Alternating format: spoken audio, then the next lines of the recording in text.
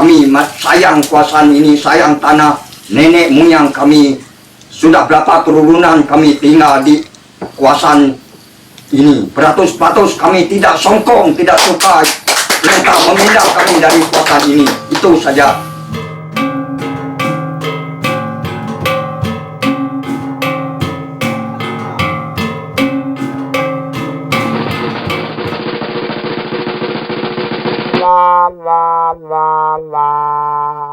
What's wrong with rural Sarawak?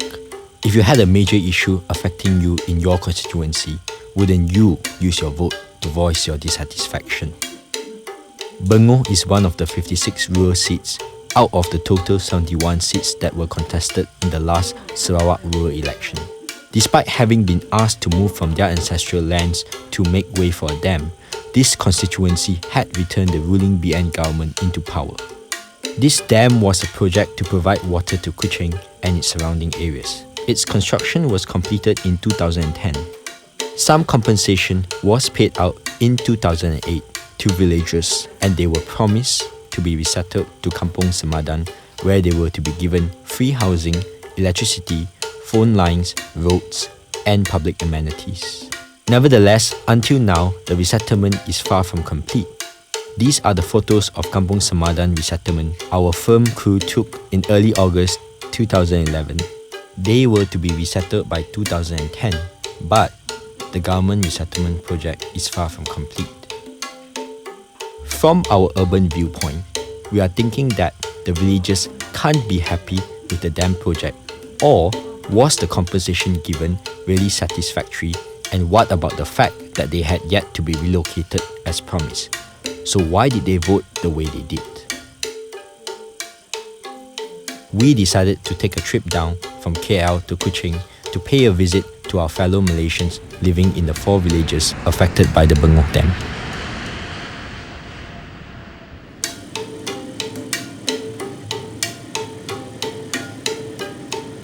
So we have just driven 45 minutes from Kuching to Bengoh village, and we met up with our guides Simao and Kitab. We had to pass the JKR checkpoint at the dam's entrance to get to the footpath to these villages.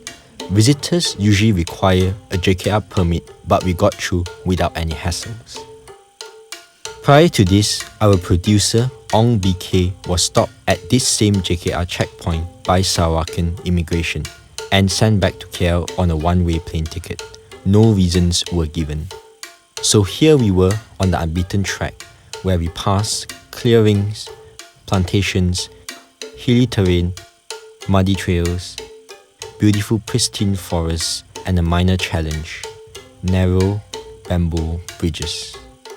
Imagine a river 10 meters below you, and all that is separating you from the river down below is one narrow, slippery bamboo branch. These bridges were constructed by the villagers themselves. Before this, they had to wade across the river. Amazingly, the villagers had no trouble at all crossing with supplies on their backs or even gas tanks. To our relief, the first village we arrived at was Kampung Tabar site, the nearest village to the road. We still had to walk for 1.5 hours to reach it. We were told that this village had willingly accepted the government's compensation and had agreed to resettle.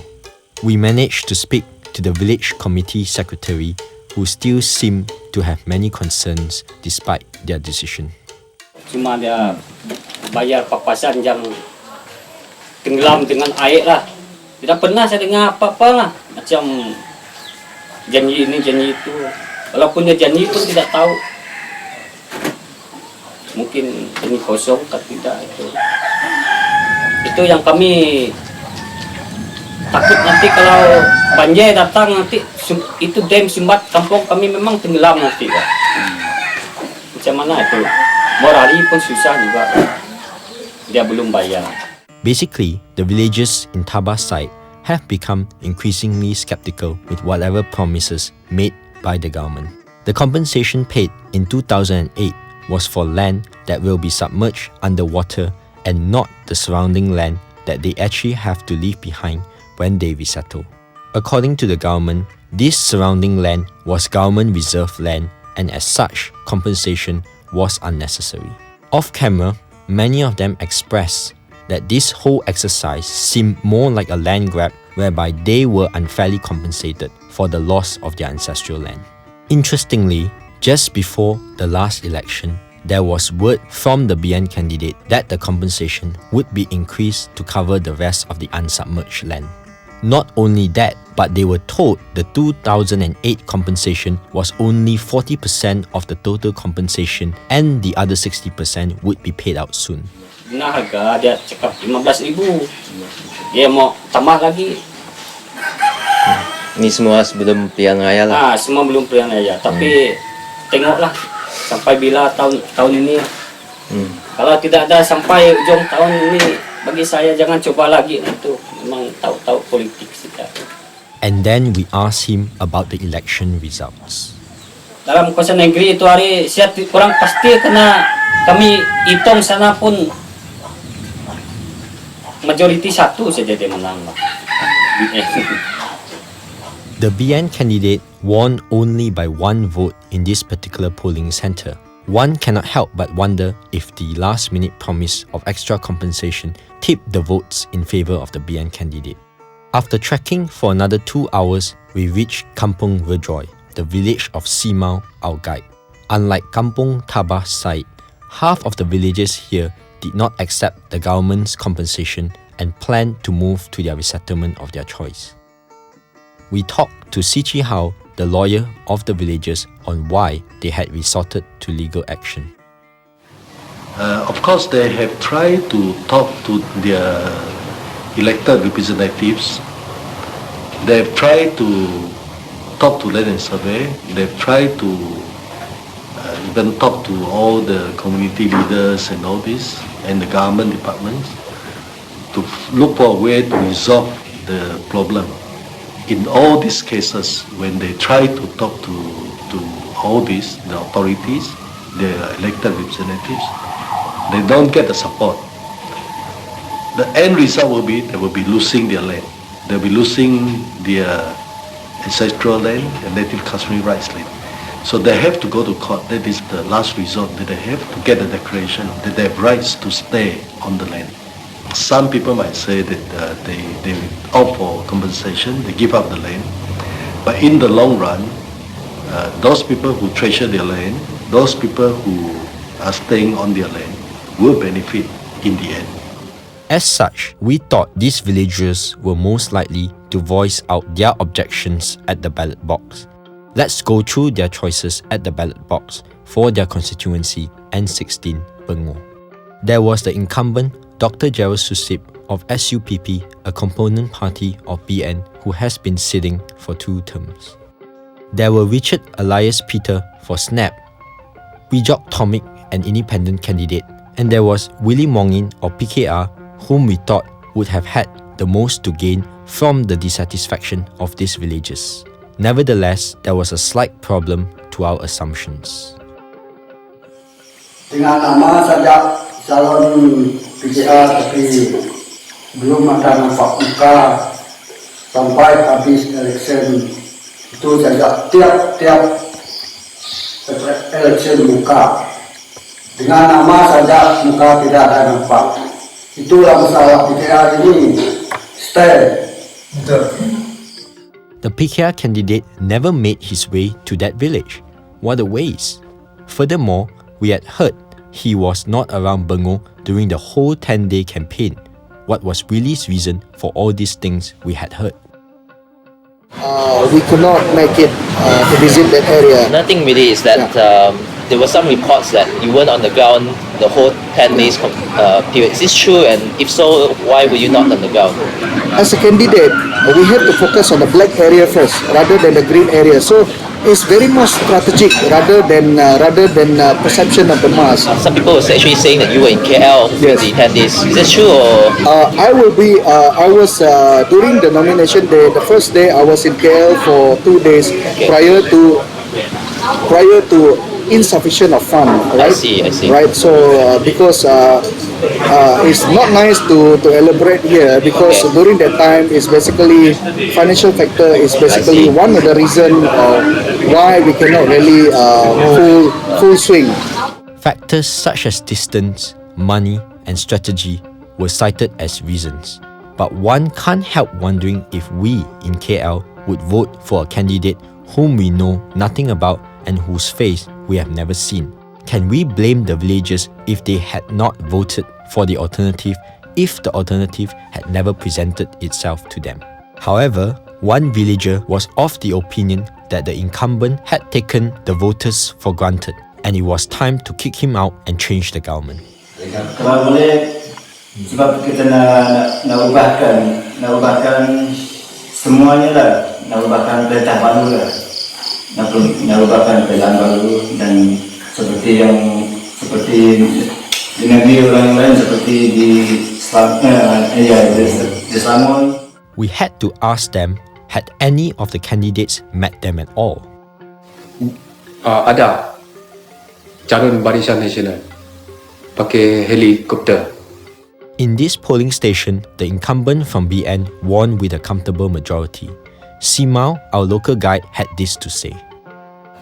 Calon Barisan Nasional berjanji bahawa kerajaan akan menilai pampasan semula selepas orang terima pada 2008 dan akan bayar di luar perimeter Sabah.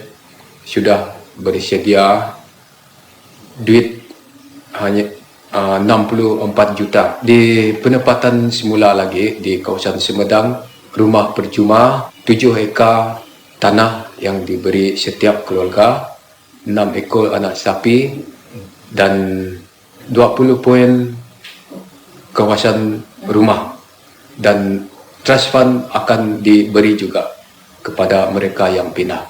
Itu janji-janji barisan semasa kempen oleh kerana kemenangan yang besarlah bagi kawasan kami sana. But have any of these promises been fulfilled? Selepas pilihan raya sampai bulan 8 ini, calon Barisan Nasional belum ada apa-apa janji yang ditunai. It seems to us that the ruling coalition played their hand right by using the land compensation issue to their favour. At the same time, can we blame the villagers when none of the other candidates visited them? Just like Kampung Tabah site, Kampung Rejoice houses were powered with solar power panels. The panels generate only enough electricity for a single light bulb till midnight, or maybe a few hours depending on the sunlight during the day. The villagers complain that the project has failed to even provide enough light for each house.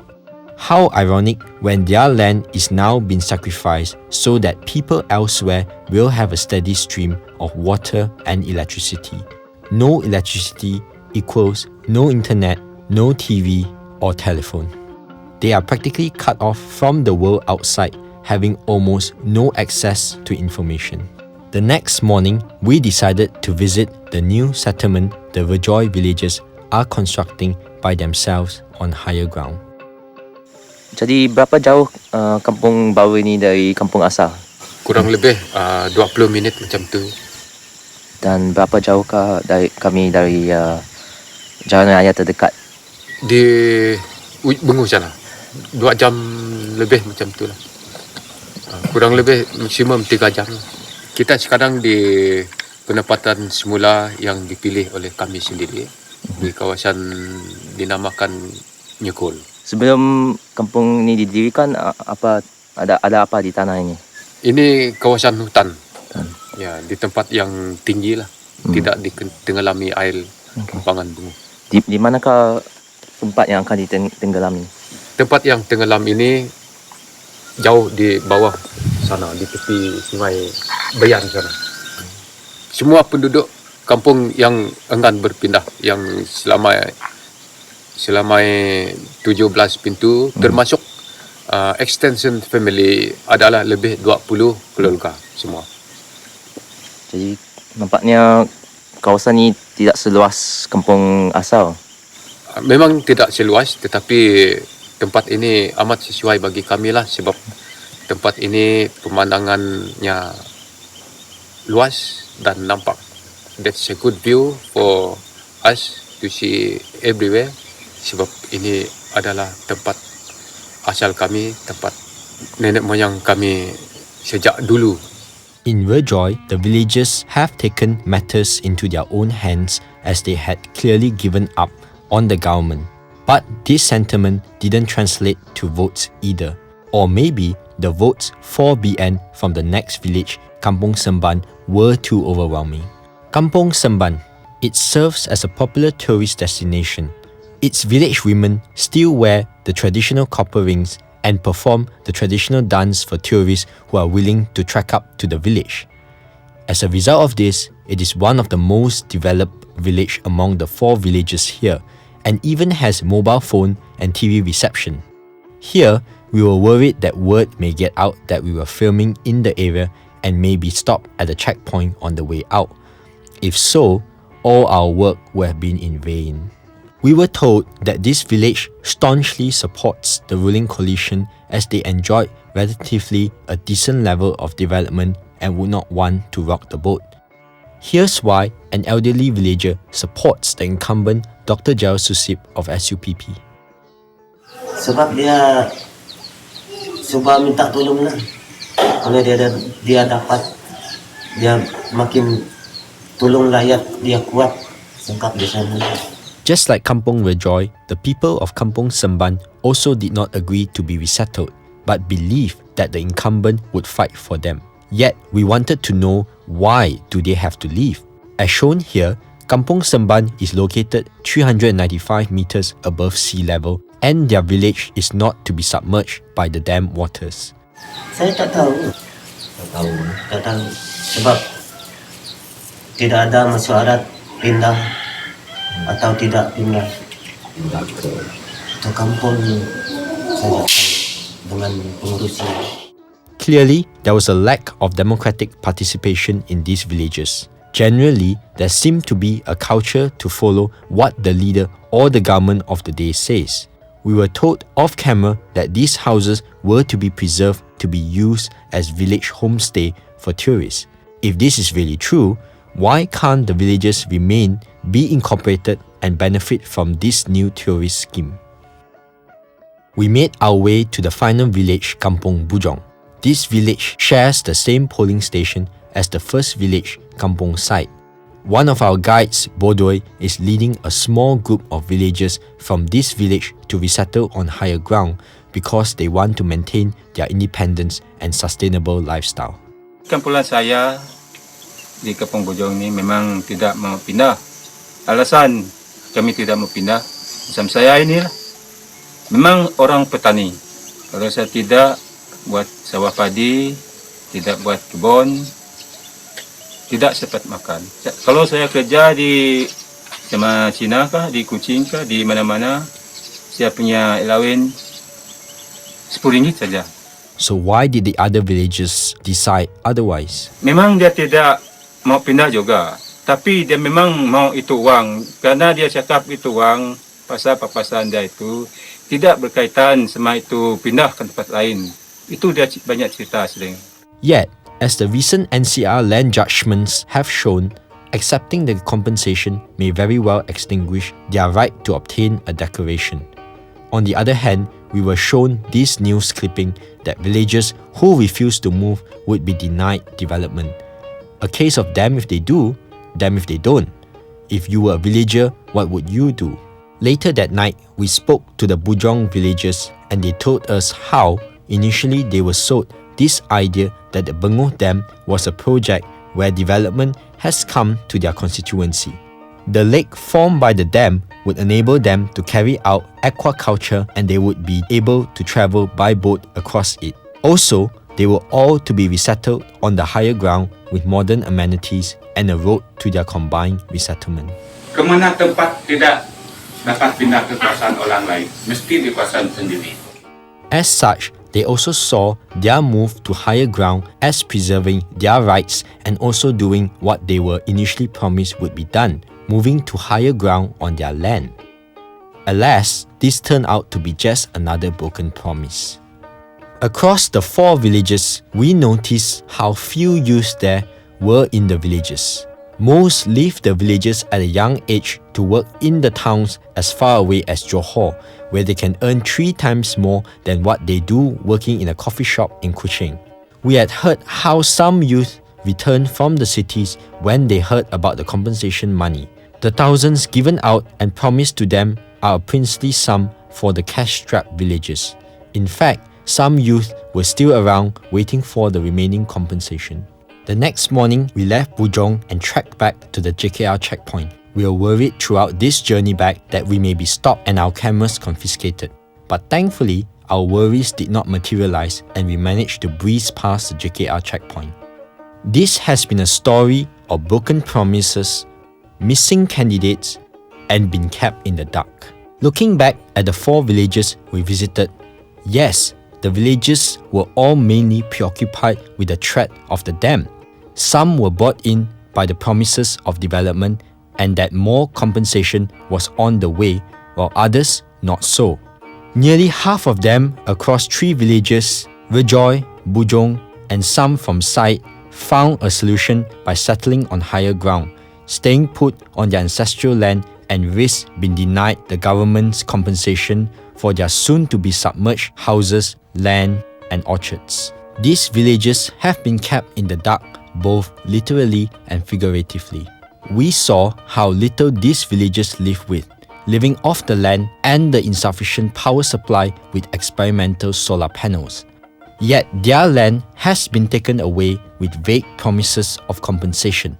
None of these promises were given in black or white.